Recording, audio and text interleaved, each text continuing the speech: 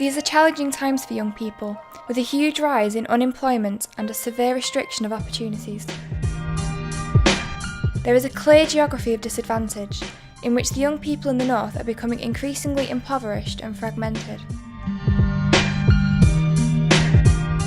The degree of decimation of youth services that have accompanied the swinging cuts in public budgets has effectively left our young people without the support that had previously existed to alleviate the challenges all young people are facing.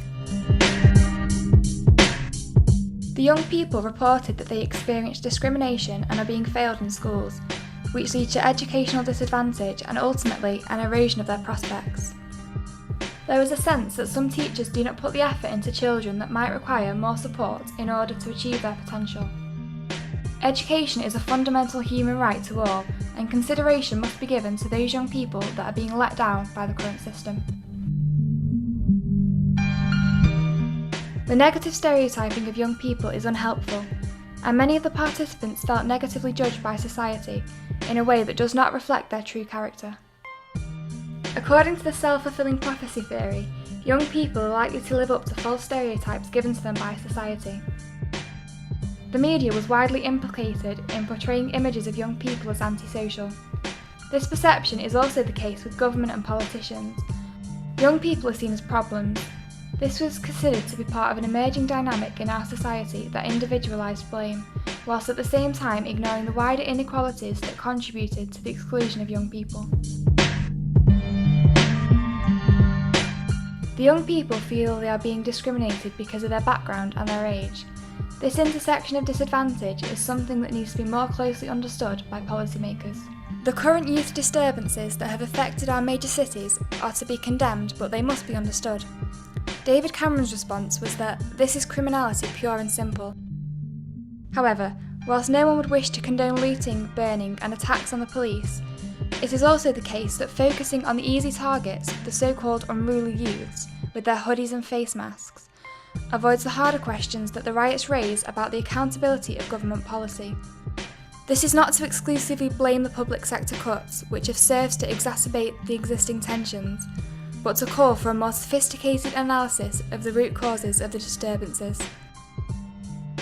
Whilst the Nottingham riots had a clear racial catalyst, the inferno that has spread nationally has shown young people that are devoid of hope and aspiration, support and guidance. It presents a pressing case for tackling the poverty and powerlessness of many of our young people. It has also exposed the underbelly of our society, in which young people without a stake in society have been mirroring the behaviour of bankers, taking whatever they can without regard to the cost to society. While there are likely to be served disproportionate jail sentences, the double standards and irony in the public bailout of our banks and fat cat bonuses will not be lost on young people and will merely store up further resentment for the future. The young people involved in this research highlighted a restriction in their choices that are available for their futures.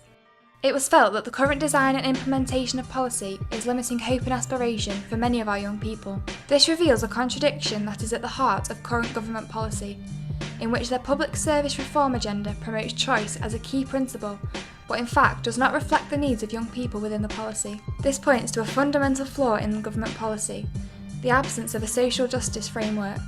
To compound matters, government policy is being developed without participation from young people, especially those below democratic age. The scrapping of educational maintenance allowance and the rise in tuition fees, resulting in an increase in the cost of learning and reduction in support, was identified as a major issue that restricted young people's future options. This is a hugely worrying trend, and one which policymakers must consider if they are serious about social mobility and equality. If this becomes entrenched, there will be impacts that will be felt for generations to come. It was felt that the recession and subsequent public sector cuts were impacting on young people.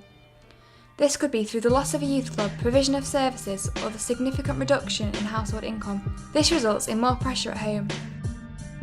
The government's Big Talk promotes the importance of the family. However, the capacity of families to provide an effective safety net is being compromised, as many are falling into poverty. Government policy is currently preserving generational poverty and constraining young people within a life in which aspiration has been denied. This will inevitably lead to hopelessness and eventually frustration and anger amongst some young people. It is vital that the voice of the young people is listened to and respected. This is currently not the case. Traditional engagement has failed many young people, and innovative solutions must be developed. Young people are becoming increasingly powerless and unable to participate in decisions that affect their lives.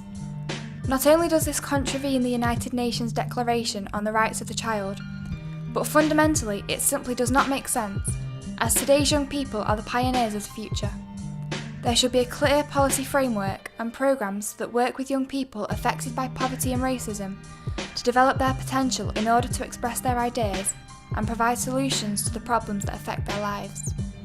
Such proactive approaches would restore relationships of trust and confidence between politicians and young people, while resulting in policy responses that meet the needs of young people.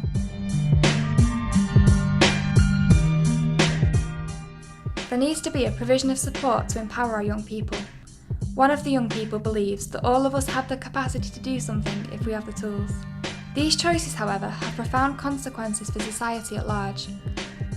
Austerity measures may deliver short-term financial dividends, but loss of youth hope and aspiration has long-term costs which the recent riots have revealed. We urge the government to open up possibilities again for all our young people, and to provide ways in which young people can raise their voice in government and be genuinely heard.